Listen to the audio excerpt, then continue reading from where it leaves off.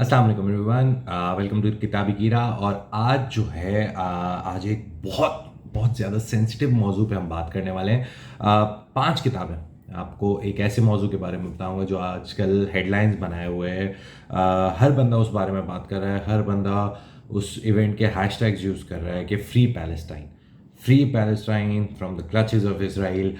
आखिर ये नौबत आई क्यों? आखिर ऐसा क्यों है कि ये इतने सालों बाद ये मसला वापस से खड़ा हो गया? आखिर ऐसा क्यों है कि फ़लस्तीन वाले जो हैं, जो पैलेस्टाइन वाले हैं, वो इज़राइलियों से आज़ादी नहीं हासिल कर पा रहे? आखिर ऐसा क्यों है कि इज़राइल वाले जो हैं वो फ़लस्तीन वालों को आज़ादी नहीं देना चाहते? आखिर ऐसा क्यों है कि जो लोग हिस्टोरिकली हॉलोकॉस्ट के बारे में अगर आप नहीं जानते तो आप ज़रूर जाके पहले हॉलोकॉस्ट के बारे में पढ़ें। तो जो लोग हिस्टोरिकली ऑप्रेस्ड रहे हैं, जिन पे मजालिम ढाए गए, जिनको मारा गया, पीटा गया, जिनको हर जगह से निकाल दिया गया, जिन पे बेइंतहा जुल्म किए गए। हिटलर जो है उसने इतने सारे ज्यूज़ मारे कि हम गिन भी नहीं सकते, शायद किसी के पास बिल्कुल एक्यूरेट फिगर्स ही नहीं होंगे। तो ये सब कुछ जिनके साथ हुआ, जो मजलूम थे एक ज़माने में, वो आज जालिम कैसे बन गए? आज उन्हें जो है कैसे इतनी ताकत मिल गई कि वो अपने ऊपर होने वाले सारे मजालिम भूल गए और आज वो फ़लस्तीनियों यानी पैलेस्टाइन वालों पर जुल्म कर रहे हैं। आपको मैं ये 5 किताबें बताता हूँ जो आज हम इस वीडियो में डिस्कस करें। इन 5 किताबों को पढ़ें। इन 5 में से 4 किताबें जो हैं वो फैक्ट्स पे हैं, साइंटिफिकली लिखी गई हैं, उनके पीछे जो है पूरी रिसर्च है, सब कुछ है। लेकिन जो 5वीं किताब है वो इंटरेस्टिंगली एक नॉवल है। तो लेट्स स्टार्ट। अच्छा जी, जो हमारी सबसे पहली किताब है उसका नाम है the ethnic cleansing of Palestine by Ilan Pappe, जो एक खुद एंटी जायनिस्ट ज्यू है। इन्होंने इस किताब में जो है जो मोटे मोटे पॉइंट्स मैं आपसे डिस्कस कर लेता हूँ वो ये हैं कि सबसे पहले तो इन्होंने कहा है कि पैलेस्टाइंस को जो है वो पैलेस्टीनियंस से आज़ाद कराना जो है, और ज्यूज़ को इसराइल में घुसाना, पैलेस्टाइन में घुसाना और वहाँ पे ज्यूज़ की मेजॉरिटी क्रिएट करना एक प्लान के मुताबिक हुआ था। और वो अनरेवल करते हैं, रिवील करते हैं कि ये प्लान जो है इसको प्लान डी कहा गया था, प्लान दलित कहा गया था, DALIT। और इस प्लान के मुताबिक जितने भी फ़लस्तीनी थे उनको फ़लस्तीन से निकाल के ज्यूज़ भर के और उसको एक डेमोग्राफिकली जो है ना एक पक्का नेशन बनाना था कि जी देखें यहाँ तो ज्यूज़ इतने ज़्यादा हैं। क्योंकि जब आपको 1917 की अगर मैं बात बताऊं, जब ब्रिटिश एम्पायर जो है उसके पास आपका पैलेस्टाइन था, उस ज़माने में जब उन्होंने ऑटोमन से जीता तो उस ज़माने में 6% ज्यूज़ थे पैलेस्टाइन में और बाकी सारे ओरिजिनल पैलेस्टीनियंस थे। तो उन्होंने कहा कि यार हम ऐसे तो जंग लड़ नहीं सकते, हमारे पास कोई मेजॉरिटी भी नहीं है, हथियार भी नहीं थे उस ज़माने में। उन्होंने कहा हमें काम करते हैं, हम सेटलर कॉलोनियलिज्म करते हैं, हम सेटलर कॉलोनीज बनाते हैं, हम आते हैं, घुसते हैं, रहते हैं, महंगे दामों चीज़ें खरीदते हैं और रहना शुरू करते हैं और आहिस्ता आहिस्ता इवेंचुअली हम ये जगह को अपना बना लेंगे। इसके अलावा कुछ मिथ्स हैं जो इस किताब में उन्होंने बड़ी खूबसूरती से जो है वो ब्रेक की हैं। पहली मिथ तो ये है कि जी कहा जाता है कि अरब लीडर्स ने जो है वो पैलेस्टाइन वाले जो थे, जो पैलेस्टीनियंस थे, उनको बोला कि जी आप अपने मुल्क से निकल जाएं और ज्यूज़ को घुसाने की कोशिश की। तो सबसे पहले तो उन्होंने ये मिथ ब्रेक किया, उन्होंने कहा ऐसा कुछ भी नहीं हुआ था। दूसरी जो मिथ हमें सुनने को मिलती है वो ये है कि पैलेस्टीनियंस जो हैं, जो ज्यूज़ कहते हैं, कि पैलेस्टीनियंस जो हैं ये बदूइन थे, बदू लोग थे। अगर आपने अरबी में या उर्दू में कभी पढ़ा हो, हुज़ूर सल्लल्लाहु अलैहि वसल्लम के ज़माने में बदू बहुत आते थे उनके पास, कैंप वगैरह बना के रहते थे, हिजरत करते रहते थे, यहाँ वहाँ मूव करते रहते थे, उस तरह के लोग होते थे बदू। तो उनके मुताबिक, ज्यूइश हिस्ट्री के मुताबिक, जो एक प्रोपेगेंडा फैलाया गया, एक झूठ फैलाया गया, एक मिथ फैलाई गई है, वो ये है कि जो पैलेस्टीनियंस थे वो आपके जो हैं थे बदूइन थे। लेकिन वो जो इलान पापे हैं वो इस किताब में बहुत क्लियरली आपको पूरी लीनिएज और सारा सिस्टम समझाते हैं कि किस तरह पैलेस्टीनियंस जो हैं वो वहीं पे रहते थे। वो पैलेस्टीनियंस हैं ही इसीलिए क्योंकि वो रहते ही पैलेस्टीन में थे। अच्छा जी, जो हमारी दूसरी किताब है वो एक बड़े मज़े के आदमी ने लिखी है, उसका नाम है श्लोमो सांड। उसको आप श्लोमो सांड भी पढ़ सकते हैं, लेकिन ओरिजिनल प्रोनाउंसिएशन जब मैंने चेक की तो वो श्लोमो सांड थी। तो उन्होंने एक किताब लिखी है जिसका नाम है the invention of the Jewish people. नाम से ही आप समझ गए होंगे कि किस तरह वो एक्सप्लेन करते हैं कि ज्यूज़ ने जो है वो अपने आप की जो अपने कहते हैं कि हम एक रेस हैं, हम बहुत पुराने लोग हैं, हम बहुत, हमारी हिस्ट्री है, हम बहुत पीछे से ज्यूज़ चलते हुए आ रहे हैं। उन्होंने बड़े प्यार से, बड़े साइंटिफिक तरीके से एक तो होता है ना कि लॉजिक बनाना अपने आप से, कोई A is equal to B is equal to C. उन्होंने साइंटिफिक मेथड के थ्रू ये साबित किया है कि ज्यूज एक रेस है ही नहीं। ठीक है, उन्होंने तो इतने प्यार से बता दिया है कि ज्यूज आपस में जो ये बोलते हैं कि जी हम ऐसे हैं, हमें तो जी बड़ा मास एक्सोडस हुआ था। एक दो चीज़ें जो मेनली उनकी किताब में है जो मैं आपको मोटी मोटी बता दूं। पहली तो ये है कि वो कहते हैं कि जी कोई ऐसा सीन नहीं था कि कभी किसी ज़माने में ज्यूज फ़लस्तीन में रहते थे और पैलेस्टाइन में उनके लिए जी बड़ा मास एक्सोडस उनको निकाल दिया था मार पीट के। वो कहते हैं ऐसा बिल्कुल भी नहीं था, ऐसा बिल्कुल झूठ कह रहे हैं ज्यूज अगर अपनी हिस्ट्री में वो ऐसा कह रहे हैं। और ये उन्होंने साइंटिफिकली प्रूव किया है, इसमें कोई दो राय ही नहीं है। आप अगर चाहते हैं कि उसको गलत साबित करें तो उनके पास साइंस है, लेकिन वो कभी करेंगे नहीं क्योंकि उनको भी पता है सच है, ज्यूस कभी भी एक रेस नहीं थे। दूसरी जो एक बहुत मजे की बात वो बताते हैं, वो ये बताते हैं कि उन्होंने ना ज्यूस के तीन जो मेन बड़े ट्राइब्स हैं उनको बताया है कि भाई ये आखिर आए कहाँ से। जैसे कि सबसे पहला जो है वो अश्केनाजी ज्यूज हैं, वो कहते हैं कि जी ये रशिया से आए। ठीक है, दूसरा जो है वो कहते हैं कि आपके पास सिफारदीज हैं, SEPHARD, मैं साइड पे लिख भी रहा हूँ, आप देख सकते हैं। सिफारदीज जो हैं वो कहते हैं ये नॉर्थ अफ्रीकन बर्बर्स थे, मतलब वो जंगली जाहिल अजीब जंगली से लोग होते हैं वैसे थे, और ये कन्वर्ट हुए थे ज्यूइज्म की तरफ। तो ऐसा कोई नहीं कि ये पैदाइशी जी बड़ी उनकी कोई थी, ये जो है ये कन्वर्ट होके आपके सिफारदीज ज्यूज जो आए थे, और ये ज़्यादातर नॉर्थ अफ्रीका यानी मोरक्को से आए थे। उसके बाद तीसरी टाइप वो बताते हैं जो है यमनी ज्यूज, और उनके नाम से ही पता लग जाते हैं वो किधर से आते हैं, वो यमन से आते हैं। तो कहते हैं कि ये जी जब ये सारे ज्यूज जो हैं ये अपने अपने इलाकों से आए हैं, कोई कन्वर्ट्स हैं, कोई कौन थे कोई कौन थे, तो ज्यूज एक रेस कैसे हो गई, ज्यूज ऐसे कैसे हैं कि जी आदम के ज़माने से जी ये शुरू से ही चले आ रहे हैं और ऐसा कुछ है। तो ये उन्होंने काफ़ी मज़े की उन्होंने ये बातें की है। ऊपर से एक और उन्होंने बहुत इंपॉर्टेंट बात इसमें बताई है कि कहते हैं कि अगर आप ओरिजिनली जो जूडियस जो है, जो ज्यूज के जो है हायरार्की में टॉप पे हैं, अगर उनके ज्यूज को माने तो ओरिजिनली देखा जाए तो पैलेस्टीनियंस जो हैं, जो फ़लस्तीनी है जो अभी वहाँ रह रहे हैं और जिनको मार मार के निकाला जा रहा है ज़ायनिस्ट के हाथों, वो ओरिजिनली ज्यूज हैं।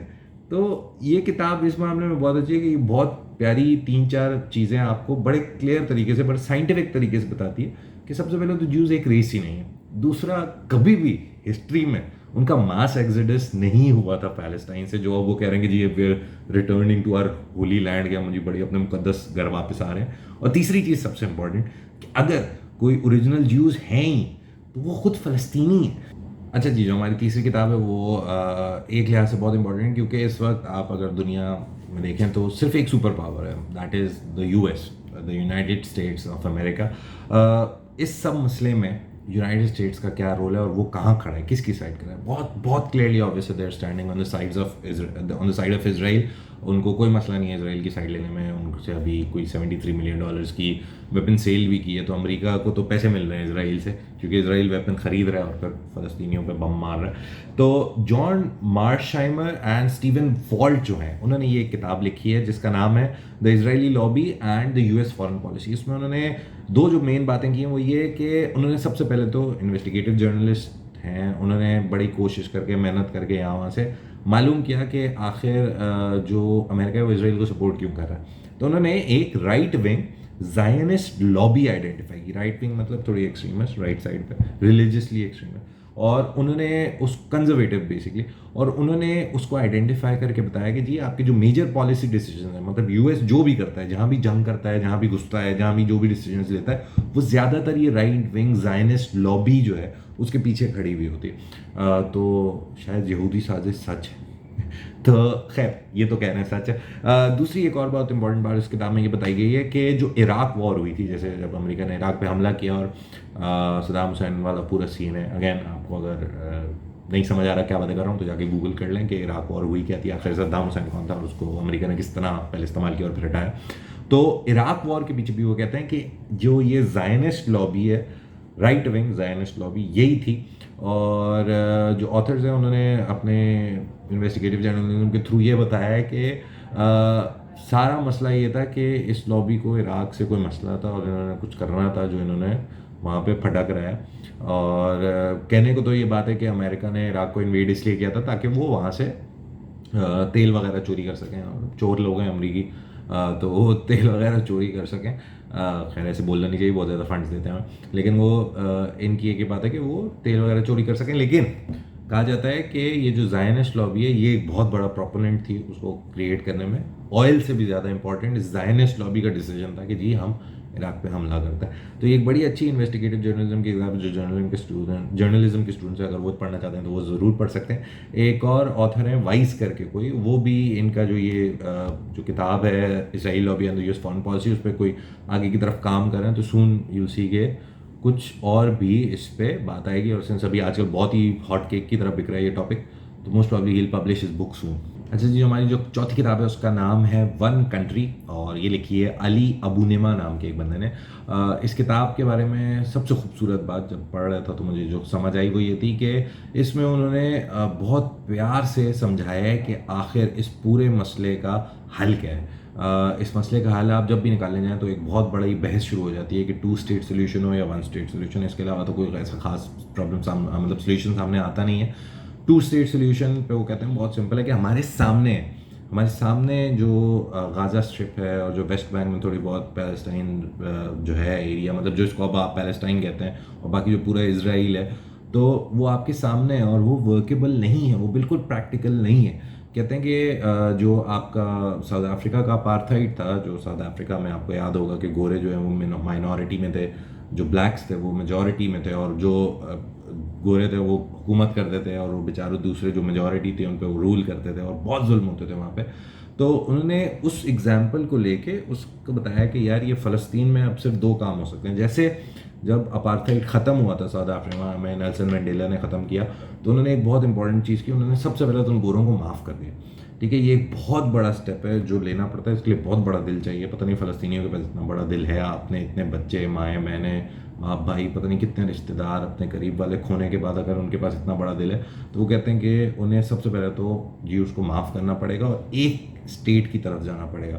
वो कहते हैं टू स्टेट आपके सामने है, आपको नज़र आ रहा है कि इसराइल कभी भी टू स्टेट सोल्यूशन में जो है वो अपनी पावर जो है वो जाने नहीं देगा।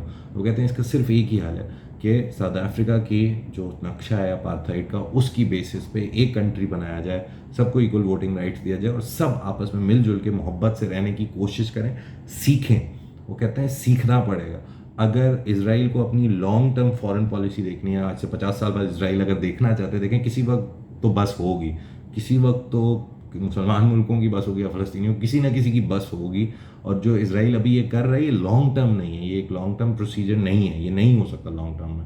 आप नहीं लोगों को बस मारे जा रहे, कभी ना कभी कम्युनिटी विल हिट बैक, या तो फ़लस्तीनी पागल हो जाएंगे या तो दुनिया पागल होकर लड़ने लग जाएगी इसराइल से। Someone will stand up against them. तो इनके लिए लॉन्ग टर्म नहीं है। फ़लस्तीनियों के लिए लॉन्ग टर्म सोल्यूशन ये है कि वंस दैट हैपेंस, या तो वो होगा कि जंग होगी और इसराइल को तबाह बर्बाद कर देंगे लोग और कुछ होगा ऐसा, या उनसे लड़ा जाएगा या उनका बॉयकॉट होगा, तो इसराइल वाले जो है वो एक इन्फीरियर पोजीशन में आ जाएंगे। तब फ़लस्तीनियों को बड़ा दिल दिखाना होगा, तब उन्हें इसराइली नहीं बनना। इसराइली पूरी ज़िंदगी मजालिम झेलते रहे और जब उनको पावर मिली तो वो खुद जालिम बन गए। फ़लस्तीनियों को बड़ा दिल करना होगा और वन स्टेट सोल्यूशन में फ़लस्तीनियों को इसराइलियों को माफ़ करना होगा, और इसराइलियों को अभी ही ये समझ लेना चाहिए कि जो वो कर रहे हैं वो लॉन्ग टर्म नहीं है, कभी ना कभी उनके सामने उनको मुंह की खानी पड़ेगी। तो ये किताब इस मामले में बहुत खूबसूरत है कि बड़े तरीके से आपको समझाती है कि वन स्टेट सोल्यूशन काम किस तरह करेगा। अच्छा जी, जो आखिरी किताब है वो एक नावल है। नावल लिखा है सुजैन अबुल हवा ने। ये एक पैलेस्टीनियन अमेरिकन है, अमेरिका में रहती हैं, पैलेस्टीनियन है, लेकिन जो नावल का नाम है वो है मॉर्निंग इन जनीन। जनीन अगर आपको जानना है कि क्या है, क्यों है, कैसे है, तो ये एक इलाका है जहाँ पे एक ज़माने में रेफ्यूजी कैंप सेटअप था और वहाँ पे एक बहुत बड़ा मैसेकर हुआ था रेफ्यूजीज़ का। और ये नावल स्टार्ट होता है एथनिक क्लेंजिंग से, जिस ज़माने में 1947-48 में ज्यूज़ ने जो है वो कब्ज़ा किया फ़लस्तीन पे और मारना शुरू किया, निकालना शुरू किया, अपने लोग लाने शुरू किए, भरना शुरू किया पैलेस्टाइन को ज्यूज़ से, ताकि वो इसराइल बना सकें और अपनी जो है वो डेमोग्राफिकली जो है अपने आप को साबित कर सकें कि जी ये हमारा होमलैंड है, उसके लिए लोग बढ़ा सकें। उस ज़माने में शुरू होता है, एक फैमिली को फॉलो करता है। उस फैमिली को जो है जी सबसे पहले तो एक रिफ्यूजी कैंप में जाते हैं हाइफा के पास, वहाँ पे वो रहते हैं। वहाँ पे बहुत सारी स्टोरीज़ हैं। वहाँ पे कुछ भाइयों का पता चलता है कि एक भाई जो है वो कहीं जो है किसी पैलेस्टीनी से लिया गया था और उसको एक as a Israeli grow up किया गया है। और इस फैमिली के कुछ आसपास रहने वाले लोग हैं जो कोई इसराइल की डिफेंस फोर्स में चला गया, आईडीएफ में चला गया, और कोई हमास की तरफ चला गया। बहुत सारी बीच में इंटरकनेक्टेड स्टोरीज हैं, लेकिन जो मेन स्टोरी है लड़की की, वो 2002 का जो रिफ्यूजी कैंप मैसेकर है जनीन का, उसके बारे में। और इसमें जो है आपकी 1967 का जो ऑक्यूपेशन ऑफ वेस्ट बैंक है, जब इसराइल ने जो है वेस्ट बैंक पे कब्जा कर लिया था 1967 में, उसके बारे में भी बात की गई है। और जो इस किताब की अच्छी बात है वो तो एक स्टोरी है, चले आप पढ़ेंगे आपको मज़ा आएगा। फिक्शन है, डॉक्यूमेंट्री है on the facts and figures भी, कि जी ऐसा ऐसा हुआ था, लेकिन वो फिक्शन की फॉर्म में बताया गया, तो वो ज़रा खूबसूरत भी लगता है, अच्छा लगता है। लेकिन इस किताब की जो अच्छी बात है, और जो आपको इस पूरे वाक़े से जो आजकल हो रहा है, पिछले 1-1.5 हफ्ते से चल रहा है, जिस दरमियान मुझे ये किताबें पढ़नी पड़ी ताकि मैं वीडियो बना सकूँ, तो वो सब देख के आपको एक अच्छी चीज़ का जो एहसास होता है वो ये होता है कि पैलेस्टीनियंस का जो टैलेंट है वो बहुत ज़्यादा उभर उभर के सामने आ रहा है। इट्स लाइक कि इजरायली जो हैं वो उनकी हैसियत, उनकी जो आइडेंटिटी है उसको ख़त्म करने की कोशिश कर रहे हैं, उन्हें मार के जलील करके। एक तरह से गाज़ा को ओपन एयर प्रिजन बनाया हुआ है। आप किसी इलाके में चले जाएं, जो लोग वहाँ पे गए हैं उनसे आप पूछें, तो हर मोहल्ला, हर शहर जो है वो बार्ब्ड वायर से, तारों से हुआ है। वहाँ पे रोड ऐसे हैं जो ज्यूज ओनली रोड है, आप वहाँ पे चल नहीं सकते। पैलेस्तीनी कोई वहाँ पे चल नहीं सकता, तो वो बेचारे एक घर से दूसरे घर में खिड़कियों के थ्रू छलांगे मार के जाते हैं, क्योंकि रोड पे फौजी खड़े हैं और उनको रोड पे नहीं चलने दे सकते। तो बहुत बुरे हालात हैं।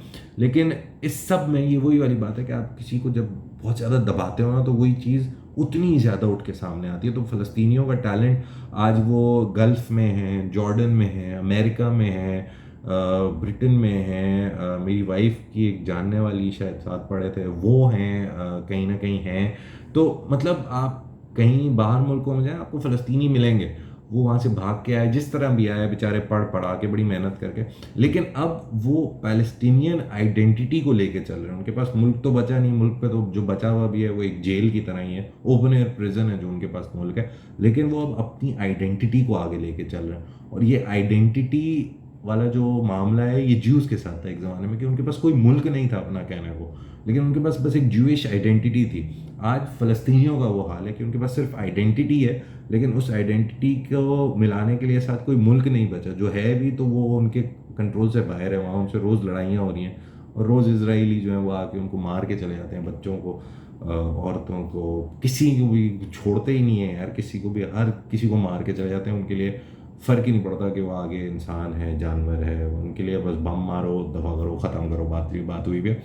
तो इन पांचों किताबों से जो बहुत मेन पॉइंट्स जो मुझे सीखने को मिले, जो आपको भी अगर कोशिश करें एक आध पढ़ लें, थोड़ा अच्छा है, हिस्ट्री पढ़ें। ये हिस्ट्री पढ़ेंगे तो कल को जब किसी जीव के साथ बैठेंगे तो बहस भी कर पाएंगे, या किसी जायनिस्ट के पास बैठेंगे जो बहुत ही इसराइल के फेवर में, उससे बात कर पाएंगे। आपको किताब तो पढ़नी पड़ेगी।